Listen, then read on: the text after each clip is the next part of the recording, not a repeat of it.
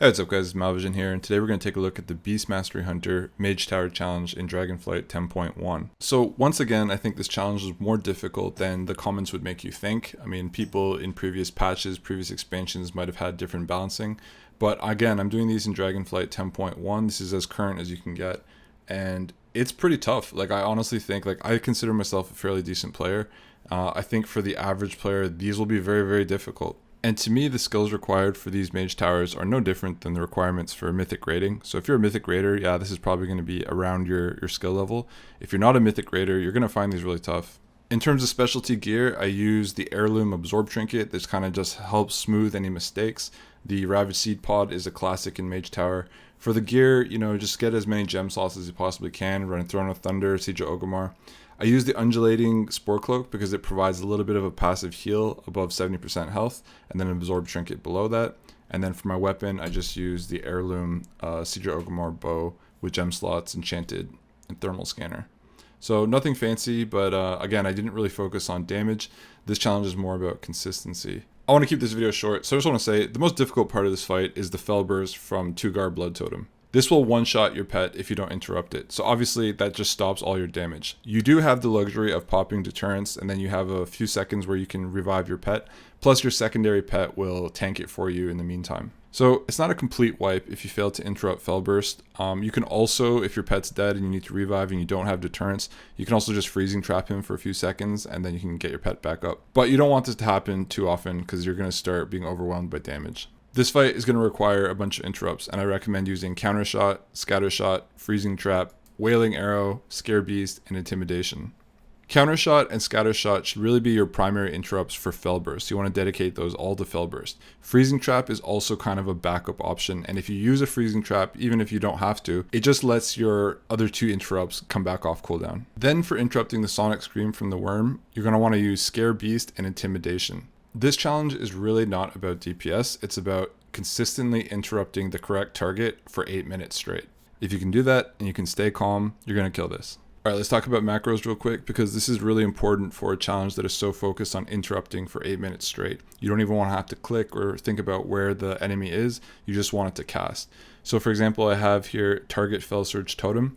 That totem is going to show up about 4 or 5 times throughout the fight, maybe more. But you really don't have to think about it if you have this macro. It's just going to auto cast it and destroy it for you. So really simple is just targeting the Fel Surge Totem and then cast Cobra Shot and then returns attacking your previous target. Same thing for Wailing Arrow. Again, this is kind of a backup option, but I have it auto targeting Tugar Bloodtotem. Very simple. I also add a stop attack. I'd like to do this just to break any channels, make sure that that interrupt gets in on time. Very simple. So Scatter Shot, again, I built into Tugar. Freezing Trap at Cursor, that just makes it really easy to get the Freezing Trap down. And Intimidation on the Worm, build in the Worm. I'm going to link all these in the description for you. Counter Shot, again, Tugar, and Scare Beast. This is probably one of the most important ones because there's not a lot of time from when the time the worm spawns to the time that you have to cast Scare Beast. In fact, you have to pre-cast it to get it in on him. So this one's probably one of the most important. Other than that, that's about it. Just macroing the interrupts. Again, that is really the test of this challenge, so very important to do. Talents, real quick here are my talents. I'm not even going to talk about it. You can just copy my build. There was some decision making that I made there, but ultimately this is what I used. Check it out. Alright, so here's my kill recording, and I really want to emphasize that this first part is actually the most important because it establishes your cooldown cycle. The eggs, for example, the little worms that spawn in the middle, happens at exactly 1 minute. So if you get this part right, then you're going to have a good fight for the rest of it. So we start off, Beast of Wrath is popped. I'm going to use Counter Shot on this first Fel Burst. Okay, so that timer is now established. Next, we're going to do Intimidation on the Sonic Scream. That's done, so that's on cooldown now too.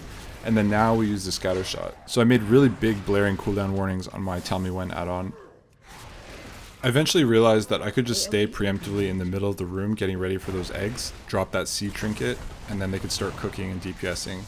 This is the perfect time to use Chakram because it's going to bounce between the different eggs and the boss, and that's the cooldown you want to establish for that so that the Chakram is up every single time. The next most important goal in this phase is you want to hit the rocks, as many rocks as possible, to remove those buffs off of the boss, the worm boss. And all of this is going to lead into a Scare Beast, so you need to be watching this part This is where you preemptively cast Scare Beast right here. Stop casting. Bang, Scare Beast is done. So it's really quick. You have to kind of get a sense of the timing. We'll see it again soon. Stun incoming. That's the first Fel Surge Totem to take out. Again, macro deals with it easy. I missed a Fel Burst there, so I had to revive my pet, just pop deterrence, and you're back in action. This is why talents misdirect, because the pet has a hard time regaining aggro at this point if it does.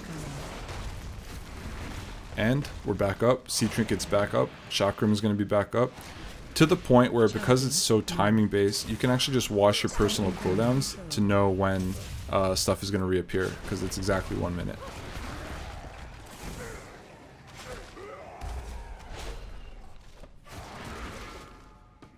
This whole time I'm focusing my damage mostly on Tugar Bloodtotem because the worm is buffed, but at around, when he's at like 4 or 5 stacks, then it can start cleaving a little bit off the worm.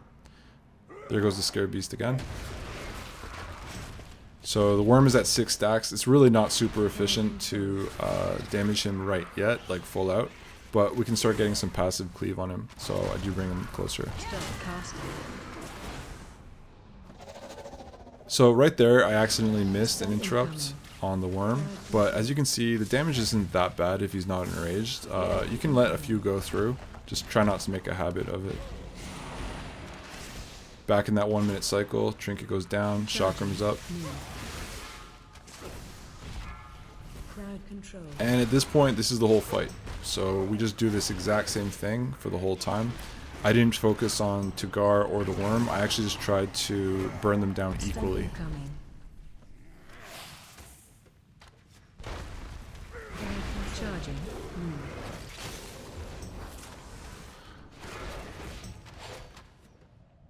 Scare Beast. Yep.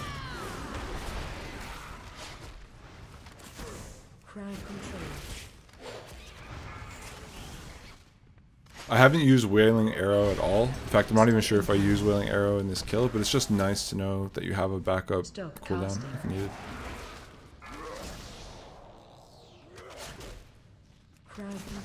Once again, the priority is really that Fel Burst interrupt. Nothing else matters as much as that.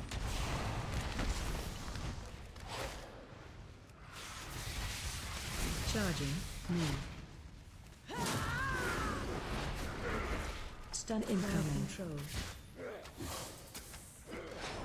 It's just so important to stay calm and be relaxed. But once you establish your cooldowns correctly in the beginning, and you know that they're going to be up for when you need them, you can kind of chill out a little bit. I used the freezing trap there just to buy some time on my other cooldowns, let my counter shot come up. Counter shot really is the best because it's kind of off the GCD, so counter shot's better than scatter shot.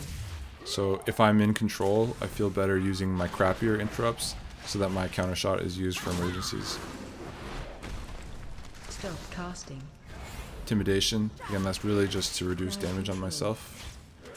I am using the absorb trinket, that's just to kind of help smooth out mistakes. Using exhilaration to heal myself back up. And your pet does provide a lot of leech, along with the seed trinket, it just kind of helps keep you up. Stun incoming.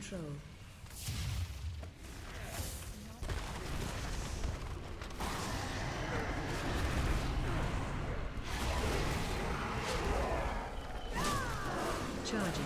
Move. Down control. Okay, worm is at 1 stack, so I know I can start DPSing him now. Casting. And I switch from this point onto the worm. Control.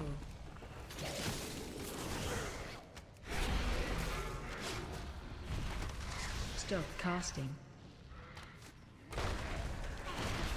I'm saving my lust and my potion for when all the stacks are off, so I know at this point I'm probably going to have to do one more ad phase.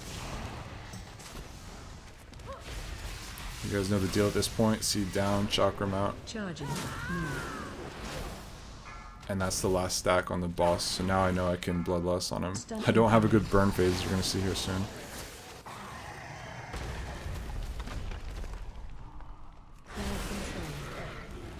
Charging. Move. So once all the stacks in the worm are gone, you don't really have to aim it at the rocks. It's just habit at that point. Stop casting. Imperative to get that Scare Beast in. Crowd control.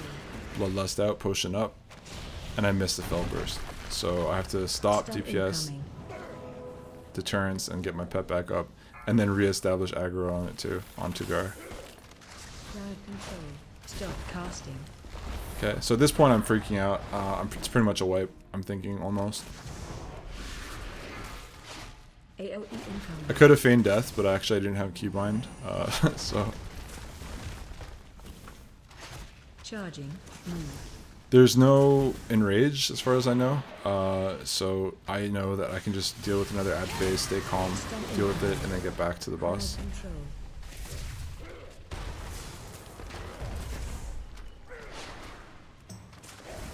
Charging. Move. It's a test of nerves, man. So I gotta be ready for the Scare Beast. I know it's coming up soon. Stop casting. And once I get that Scare Beast, there's just this feeling of, oh man, I think I got it this time. So Stun incoming. stay focused, but I was pretty excited at this point right here. Control. Stop casting. So when you kill Tugar, the worm enrages. I honestly didn't feel like doing that, and so I opted to kill the worm first.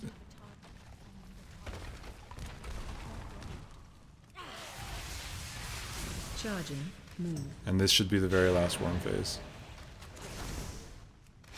Egg phase. Stun incoming. This would be a lot harder without the targeting macros, so again, highly recommend you use those macros. If you notice, I'm pulling about 2k damage, which isn't that high, it's pretty low. I think these Mage Tower challenges are balanced for 2 to 3k DPS. Stop casting.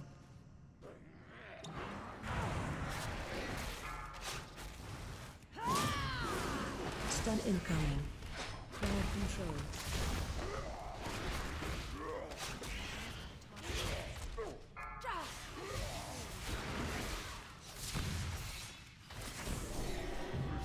And that's it.